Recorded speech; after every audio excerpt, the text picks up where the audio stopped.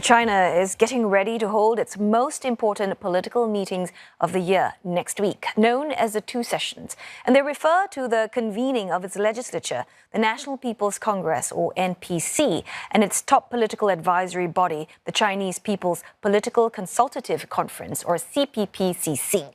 Well, the yearly affair first began in 1959 when the two political bodies started synchronizing their meetings, although their origins date all the way back to earlier times.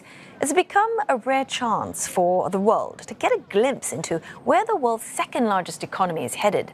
While state media reported the NPC Standing Committee held its plenary session on Monday, discussing the agenda and attendees. But how have these meetings evolved over the years? Well, to discuss this, I am joined by Associate Professor Alfred Wu from the Kuan School of Public Policy at the National University of Singapore and CNA's China correspondent Olivia Siong from Beijing. Our first question to you, Professor Wu. I believe you were a journalist from the year 2000 to 2007 in China. And I'm curious to know, what was it like covering the two sessions then? You know, what were some of the big stories you've covered? How easy was access? Just tell us more about your experience then. I think during that time, the two sections were marked by quite a lot of openness. Then journalists had a lot of opportunities to engage with the delegates. I think make it very simple. We had meals together all the time. So journalists could talk to delegates on all kinds of occasions. Then because we were actually domestic journalists, so we could access to all press briefings and also all kinds of informal conversations. But we also report our findings and also discussion to our editors. But overall, I would say that at that time we had a very, very good time. Even myself, I covered the two sessions for 5 years. Then some people joke that you already actually finished a term like other delegates, like lawmakers. Well, it sounds great. You had meals together, you had access, to a number of speakers. Let's bring you in, Olivia, because you yourself, you've covered many editions of the two sessions. Help us understand, though. I mean, is it different or similar to what Professor Wu just described there? Well, Telly, from the time I've been in Beijing, it's been a bit different from what Professor Wu described. No meals together with delegates during the meetings. But, from these few years, there has been a notable shift from the pre-COVID period to the COVID era. At one point, we had to stay in this media quarantine bubble so that we were able to access the site. Delegates also had to be quarantined during that period. In 2020, it was also the first time that these sessions were not held in the March period, and instead, because of the pandemic, were postponed to May. And the length of the sessions, too, has also changed over the years, even though it's not fixed. For years, the sessions ran for about 2 weeks. I remember back in 2018, we covered an extremely long session that ran for 18 days straight. But during the COVID period, that got shortened to about a week, and that has continued since then. And last year, things kind of got back to pre-COVID times. In Beijing, though, it's also a time when security is heightened, because of all the delegates in attendance and their road closures, also because China's top leaders attend these meetings as well, and nothing can be left to chance. For example, I was in a cab the other day, and there was a reminder for cab drivers to make sure that their vehicles were kept neat for this event. And Prof, I would just like to ask you as well, we've talked about the evolving nature of these two sessions. What do you think this signals about China's leadership and its development phase? I think overall, China already actually passed through some stages.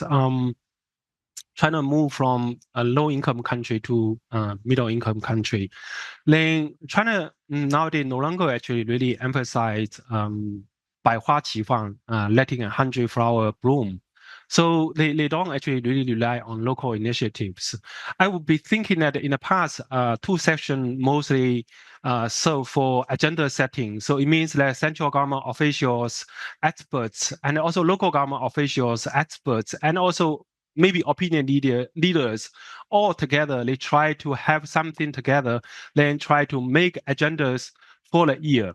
But now it no longer suggests the case. It's much more like a national level meeting, and then try to emphasize something pass through from top leader like Xi Jinping. Oh, 百花齐放. Well, thanks for teaching me a new phrase there, Professor Wu. I'm always interested in learning more Chinese words. Olivia, so I want to touch on one of the key things that actually all of us will be looking out for, which is the government work report. And I believe it is a very important report, isn't it? That's right. It essentially is a blueprint for China policy-wise for the year ahead. And it also includes that very closely watched China GDP annual growth target. And I just want to give you a sense of just how closely watched this report is. And I have some pictures here that I took in 2019 where you'll be able to see the media on the floor of the Great Hall of the People just pouring through this report to get the latest figures and policy announcements there. Many journalists actually would line up overnight outside before the venue doors open in the thick of winter.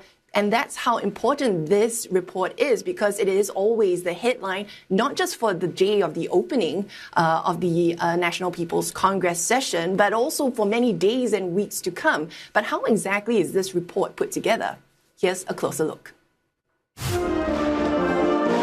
It's a major set piece at the opening session of the National People's Congress annual gathering. The Chinese premier, who heads the State Council or China's cabinet, delivers the government work report to a hall full of lawmakers, journalists, diplomats, and other invited guests, revealing closely watched targets and tasks for the country. The practice first began more than 70 years ago in 1954, when China's top legislature, the National People's Congress, was formed. But how is this report even put together? A wide-ranging document which typically covers everything from GDP growth targets to monetary and fiscal policy positions and industrial policies. But it's not just about the economy. Past years have seen other inclusions, like a call to push forward China's toilet revolution or to improve China's cultural soft power overseas. Work on the report begins at the end of the year. The State Council formulates a special drafting group comprising members mainly from its research office, representatives from select government departments, local governments, and experts are also invited to participate. And the group's main task is to consult widely and formulate an initial draft of the report. Online platforms are also used to gather public feedback. Last year, officials said more than 1.6 million suggestions were received, about 80% more compared to the year before. Next, the content is reviewed at key meetings in January and February. These involve the Politburo, the top leadership of China's Communist Party, government ministers, and other senior officials. The Premier also holds discussions with leaders of smaller political parties, industry groups, and experts in various fields. Feedback is considered by the drafting group, which then refines the report before submitting it to the Premier for approval. The last step is what's seen more publicly. In March, China's largely ceremonial parliament, the NPC, reviews and discusses the report during its annual session, which last year ran for a week. A vote is then taken at the closing, which has so far always ended in overwhelming approval and the passing of the report.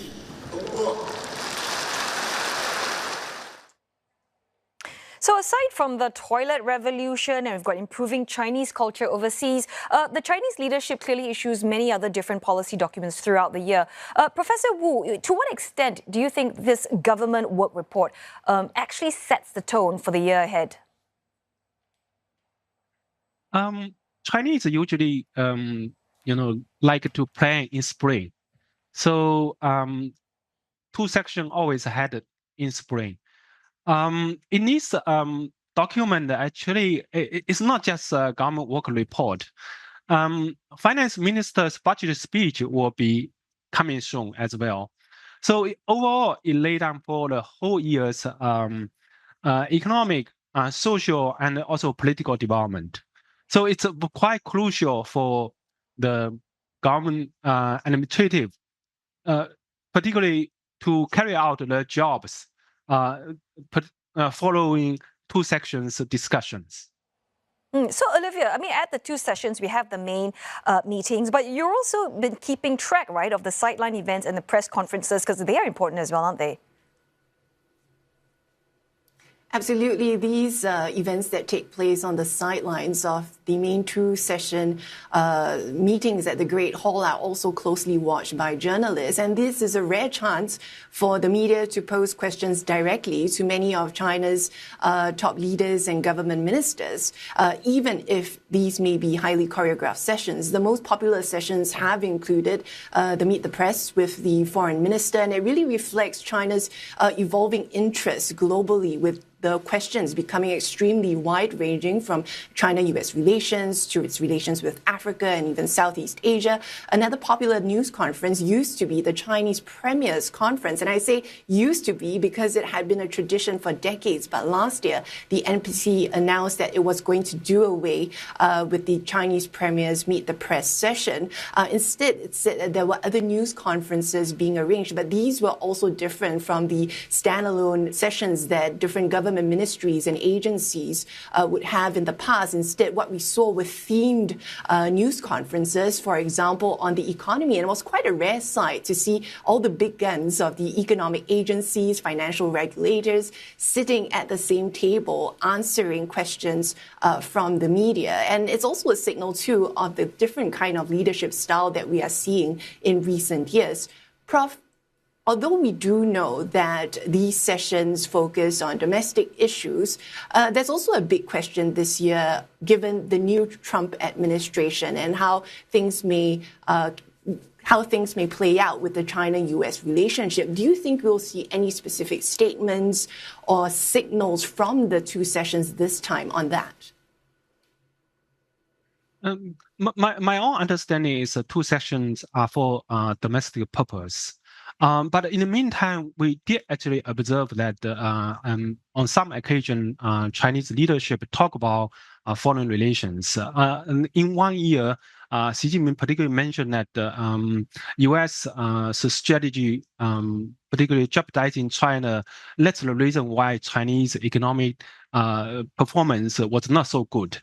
So to some extent, this kind of statement try to reinforce some argument, particularly Chinese leadership want to signal to the national audience, I mean the domestic audience. They want to try to have some signaling for people to understand how difficult or how hardworking they are. Then, they try to have some of their own propaganda or like messaging on what they should do in the next couple of months. Right, and Professor, what would you be looking out for? I mean, the audience for China's leadership in these meetings, as you say, tend to be more domestic or global. But what is the key thing that you think we should be eyeing out for in the Lianghui? I think this year it will be very much focused on AI. You could see DeepSeek stir quite a lot of debate. Then we also could see that the Chinese leadership met a number of private enterprise owners like Jack Ma and also other people. I would be thinking that in these two sections, two focuses will be very obvious. Number one is AI development, and also number two is about how to boost consumption, how to boost the confidence of private enterprise owner in China's economy. So overall, they have two purpose. Number one is let other people know that China is still in good shape economically. And number two is China try to have a better relationship with other countries. Then China could be a very good places for people to invest in China, particularly for outsiders. All right, thanks so very much for your analysis. Associate Professor Alfred Wu from the Kuan School of Public Policy, and of course, CNA China correspondent Olivia Siong, thank you so very much.